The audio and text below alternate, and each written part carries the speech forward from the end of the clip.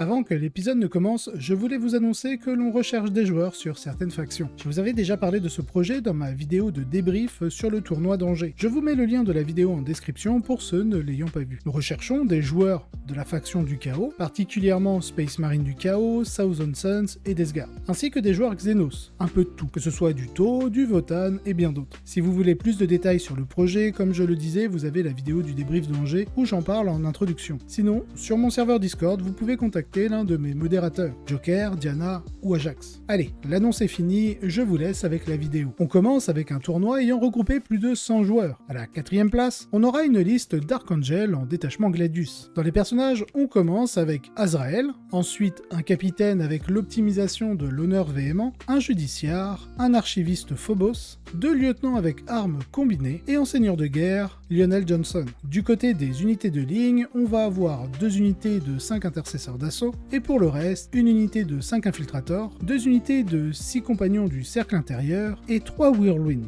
Oui, ça fait longtemps qu'on ne les avait pas vus. En atteignant le top 4, le joueur a présenté une version innovante et chaotique des Dark Angel, avec une stratégie particulièrement bien pensée que nous avions entreaperçue à la fin d'un des précédents épisodes top list. Comme quoi, j'avais un bon flair. Son plan repose sur l'utilisation des Whirlwind, pour forcer l'adversaire à sortir de ses positions et à avancer. Et c'est à ce moment où l'armée dévoile son véritable potentiel en combat rapproché. Grâce à une combinaison d'unités conçues pour rendre le corps à corps particulièrement ardu, cette approche piège l'adversaire dans des engagements défavorables. De plus, l'ajout de l'agent solitaire permet de capturer des objectifs tout en minimisant les risques, rendant l'armée à la fois flexible et difficile à contrer. Cette construction ingénieuse allie harcèlement à distance et domination au corps à corps, plaçant l'adversaire dans une position délicate tout au long de la partie. Cependant, cette liste a finalement été surclassée par la force brute des Bully Boys, qui ont su imposer leur puissance au-delà de la subtilité stratégique. Une performance qui reste remarquable et qui témoigne de l'efficacité et de la créativité dans l'utilisation des Dark Angel. Alors,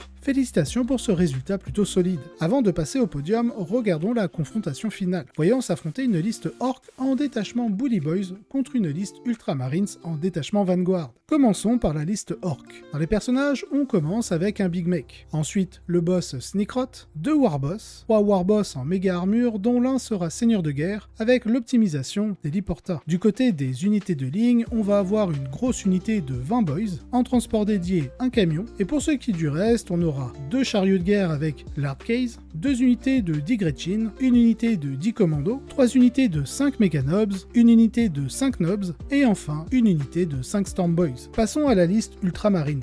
Dans les personnages, très classiques, un apothicaire biologis avec l'optimisation de la lame plantée, le capitaine Sicarius, un lieutenant en armes combinées avec l'optimisation Shadow War vétéran, Barneus Calgar en tant que seigneur de guerre, et Uriel Ventris. Dans les transports dédiés, nous aurons un seul petit impulsor. Pour le reste, très classique dans les Vanguard, une unité de 6 Centurions Devastator. À cela on rajoute 2 unités de 4 héros de compagnie, une unité de 6 Eradicator, 2 unités d'Inceptor, alors petite précision, on a une petite unité de 3 avec les Bolters et une grosse unité de 6 avec les Plasma Exterminator. À cela on rajoute une unité de 5 Infiltrators et 2 unités de 5 Scouts. Passons au débrief de la confrontation. Le premier affrontement de cette nouvelle ère met en lumière un duel entre 2 grands gagnants des récentes mises à jour. Les Orcs dopés avec l'arrivée en force des Meganobs et les Ultramarines bénéficiant des subtils mais puissants ajustements du codex Space Marine. Au cœur de cette liste, Uriel Ventris se révèle être une unité clé. Grâce à la synergie avec les héros de compagnie, Ventris offre à la fois un puissant buff pré-parti pour une unité de tir, ici les classiques Centurions, qui obtiendront la frappe profondeur, et un atout de taille au milieu du champ de bataille, sapant les points de commandement de l'adversaire tout en infligeant de lourds dégâts. Pour renforcer cette capacité de harcèlement, la liste inclut une deuxième unité de héros de compagnie, cette fois-ci dirigée par Sicarius, qui permet de déployer un impulsor en position avancée grâce à la règle éclaireur, scout en anglais. Cette combinaison permet aux Ultramarines de prendre rapidement des positions assez avantageuses et de contrôler la partie avec des mouvements réactifs et des frappes décisives. Face à cela, les Bully Boys se retrouvent confrontés à un véritable défi. L'armée de Space Marine dispose de 3 menaces majeures. Un stratagème permettant d'esquiver les charges, le mouvement réactif de Sicarius, et la capacité de Ventris à épuiser les points de commandement adverses. Cette combinaison rend extrêmement difficile pour les orques de réussir leur grand tour d'attaque dont ils dépendent pour submerger leur adversaire via la WAG. Si les Bully Boys ne parviennent pas à réaliser des frappes décisives rapidement, ils risquent de manquer de ressources, surtout face à une armée aussi létale que celle des Ultramarines.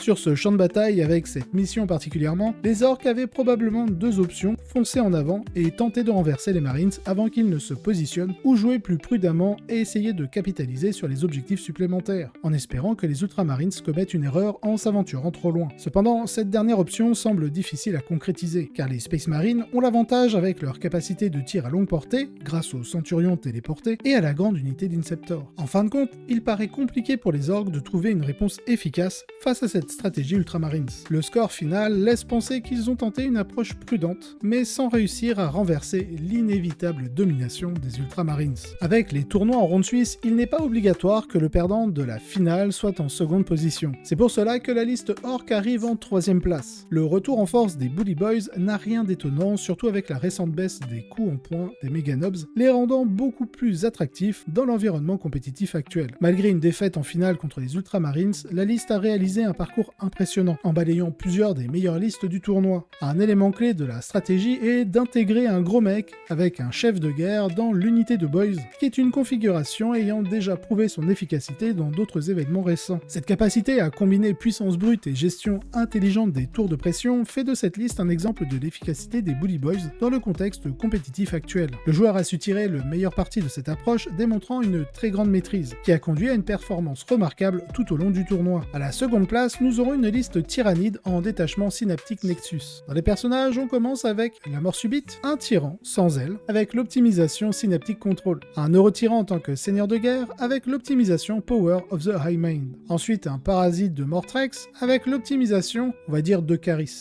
Et je parle pas du rappeur. Ensuite, le maître des essaims. Pour ce qui est du reste de l'armée, on aura un biovore, classique, 3 exocrines, grand classique aussi, 2 émissaires Norn et une grosse unité de 6 zoanthropes. En deuxième position, nous retrouvons une liste qui utilise une aura de réduction de points de commandement et un détachement extrêmement puissant, bien qu'il ait pu sembler un peu trop équilibré pour prospérer dans l'environnement compétitif avant la mise à jour. Aujourd'hui, cette combinaison d'énormes monstres résistants, tels que l'émissaire Norn et les différents tyrans, combinée à la puissance de tir dévastatrice des zoanthropes soutenus par des exocrines, forme un mur impénétrable de bio-ingénierie contre lequel les adversaires se heurtent. Ce qui rend cette liste encore plus redoutable, c'est l'ajout subtil du parasite de Mortrex qui affaiblit le moral des unités ennemies durant la phase de combat et permet de préparer un tour dévastateur d'ombre dans le warp capable de renverser le cours d'une partie en milieu de jeu. Cette capacité peut également perturber des missions secrètes dans des situations critiques en fin de partie, rendant cette liste d'autant plus difficile à contrer. Affronter une telle armée est un véritable défi, et il est encourageant de voir ce détachement gagner en visibilité. Une liste impressionnante, certes, parfaitement maîtrisée, qui a su exploiter ses synergies complexes pour obtenir un excellent résultat. Alors félicitations pour cette belle performance. Comme vous le savez, à la première place, nous avons la liste Ultramarines en détachement Vanguard. Le trio dynamique de Ventress, Calgar et Sicarius offre une victoire bien méritée pour Macrage. Et cette liste, avec l'ajout de Sicarius, semble prête à s'imposer à nouveau au sommet de la scène compétitive. Fortifiée par les récentes modifications de règles, cette combinaison est plus puissante que jamais. D'autant que l'environnement compétitif a vu les armées dominantes être légèrement ajustées à la baisse. L'inclusion de Sicarius apporte une dimension supplémentaire permettant des manœuvres et des tactiques réactives qui complètent parfaitement la puissance déjà imposante de Ventress et Marneus Calgar. Cette configuration est clairement à surveiller dans les prochains tournois, car elle pourrait bien devenir une référence. En tous les cas, toutes mes félicitations pour avoir décroché le premier trophée avec cette liste prometteuse. Nous passons au second tournoi ayant aussi utilisé les nouveaux coups et les nouvelles règles. C'est celui de Toronto, un tournoi ayant regroupé plus de 60 joueurs. À la 4ème place, nous avons une liste Blood Angel en détachement, groupe d'assaut Liberator. Dans les personnages, on commence avec Astorat, ensuite 2 capitaines Blood Angel. Le premier aura l'optimisation icône de l'ange, et le deuxième, alors pardonnez mon anglais, Rage, Wooled Warrior, bref, vous avez compris, vous avez l'image. Ensuite, Méphiston, le commandeur Dante en tant que seigneur de guerre, et les Martès. Du côté des unités de ligne, on va avoir 2 unités de 5 intercesseurs d'assaut. En transport dédié, 2 impulsors, et pour le reste, on aura 2 unités de 5 intercesseurs d'assaut en réacteurs dorsaux, 2 grandes unités de Space Marine de la Compagnie de la Mort avec leurs réacteurs dorsaux, une unité de 5 infiltrateurs et une unité de 6 gardes sanguiniens. Voici un aperçu du futur des Blood Angel, une liste chargée de personnages spéciaux, menée par une unité d'élite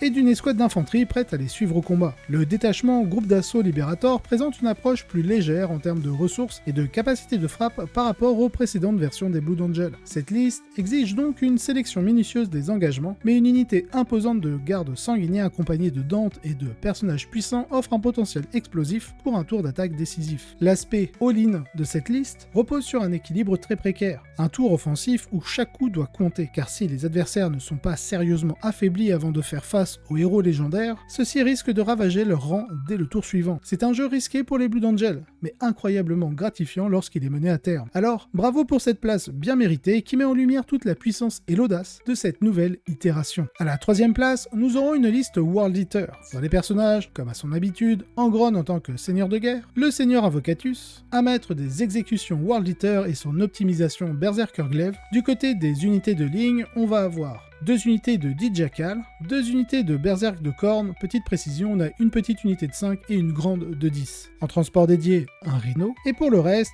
2 unités de 3 Octoliers, 2 unités d'Octoliers exaltés, là aussi petite précision, on a une petite unité de 3 et une grosse unité de 6. Et on finit avec une unité de 2 Rejetons du Chaos. À première vue, avec une unité de Rejetons du Chaos en moins mais une structure inchangée, la liste World Eater maintient son efficacité redoutable et sa place de choix dans l'environnement compétitif. Ces derniers ajustements confirment que cette armée reste une force majeure même après les dernières mises à jour. Bien établie et brutalement performante, cette configuration continue de démontrer sa solidité. Alors félicitations pour cette performance qui souligne la résilience des World Eaters face aux évolutions du jeu. Avant de découvrir la deuxième et première place, regardons de plus près la finale de cet événement. Nous avons d'un côté une liste Drukhari en détachement espace réel. Oui, vous m'avez bien entendu. Et en plus, elle est menée de main de maître par Skari, un grand joueur canadien extrêmement réputé dans cette faction, contre une liste Necron en détachement hypercrypte. Allez, commençons par la liste Drukhari de Skari. Dans les personnages, on commence avec un archon en tant que seigneur de guerre qui aura l'optimisation Labyrinthine Cunning, une unité de Belluaire avec tous ces petits monstres, l'élite Esperax, Urien Rakar. Du côté des unités de ligne, on va avoir une unité de 10 guerriers Kabbalites, une petite unité de 5 Vrak et une unité de 10 Serast. En transport dédié, nous aurons un raider équipé de sa lance des ténèbres, ainsi que 2 Venom. Pour le reste, accrochez-vous car on va avoir pas mal de choses, notamment une cour d'archon, 2 unités d'un Chronos, 2 unités de 3 Grotesques, 2 unités de 5 Mandrake, un Ravageur et ses 3 lances des ténèbres, une petite unité de 3 River, une unité de 5 Fléaux équipés des Haywire Blaster, et enfin 2 unités de 2 Talos. Passons à la liste Necron. Alors là, je vous promets que c'est pas une blague, c'est bien la liste Necron qui a été jouée durant le tournoi, donc bon, vous allez être surpris comme moi, mais ne le soyez pas. On commence avec un Ktan Deceiver, ensuite sa version Nightbringer, puis sa version Dragon du Néant. À cela, vous rajoutez, toujours dans les personnages, 2 Destroyers X-Mark, un Seigneur Scorpek en tant que Seigneur de guerre, 3 Transcendants Ktan, et maintenant on va pouvoir passer aux unités de ligne, à l'unité de ligne, une petite unité de 5 immortels avec les carabines Tesla. Et c'est tout. Passons au débrief de la finale. Un duel fascinant opposant une armée massive de Ktan à une liste paria qui cherche à se réinventer pour rester compétitive. Côté Necron, la stratégie repose sur une multitude d'unités solides et capables de se téléporter. 6 Ktan, appuyés par quelques unités utilitaires. Si ce type de liste peut dominer des adversaires incapables de blesser les Ktan, elle révèle en revanche ses faiblesses en matière de scoring si elle est trop débordée ou encerclée par des unités beaucoup plus agiles. Et c'est précisément ce qu'offre la liste Drukhari en face. Ces dernières semaines, la communauté a été divisée sur les Drukhari, notamment après les récents nerfs infligés à la configuration Sky Splinter Assault. Mais Skari y croit toujours, et il s'adapte en tirant parti du détachement classique, pillard de l'espace réel, mieux armé pour répondre aux défis actuels de l'environnement compétitif. Sa liste s'appuie sur des unités qui ont échappé aux augmentations de points, comme les Talos, qui, bien que plus lents, disposent d'outils efficaces contre plusieurs menaces dans l'environnement compétitif. Avec la règle d'insensibilité à la douleur pour réduire les blessures, les Talos sont parfaits pour ralentir les Ktan et les maintenir en place, permettant aux autres unités de surpasser les Necrons en termes de contrôle d'objectifs afin de marquer des points. La stratégie est claire, éliminer tout ce qui n'est pas un Ktan, puis bloquer les Ktan eux-mêmes et empêcher de scorer. Il semble que Skari ait parfaitement exécuté ce plan. Une victoire pour les pillards de l'espace réel qui prouve encore une fois que les Drukhari restent redoutables malgré les récents nerfs.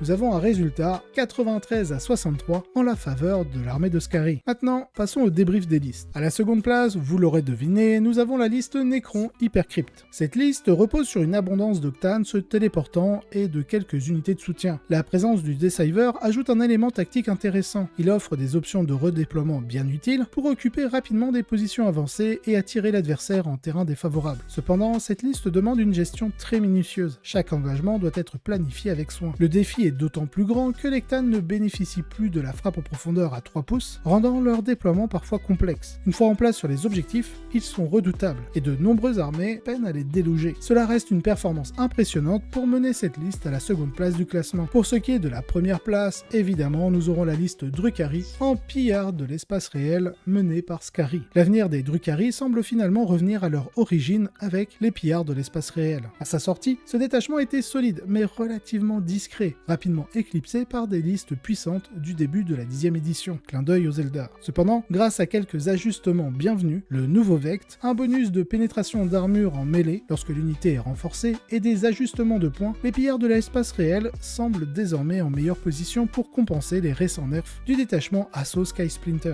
Les Talos avec l'arme Ewire Blaster sont particulièrement bien adaptés à l'environnement compétitif. Excellent, non seulement contre les chars, mais aussi pour éliminer les unités d'infanterie légère à moyenne. Le choix d'une approche MSU, multiples petites unités, dans cette liste permet également d'éviter de concentrer trop de ressources dans une seule unité un peu trop coûteuse, tout en conservant l'aspect polyvalent et extensif des listes dans la version Assault Sky Splinter. Cette configuration exige une maîtrise technique et un pilotage fin pour exprimer tout son potentiel. Mais dans les mains de Skari, le doute n'est-il pas déjà levé? Une victoire très largement méritée qui témoigne de l'efficacité retrouvée des pillards de l'espace réel et le plaisir de revoir Skari dans le circuit compétitif.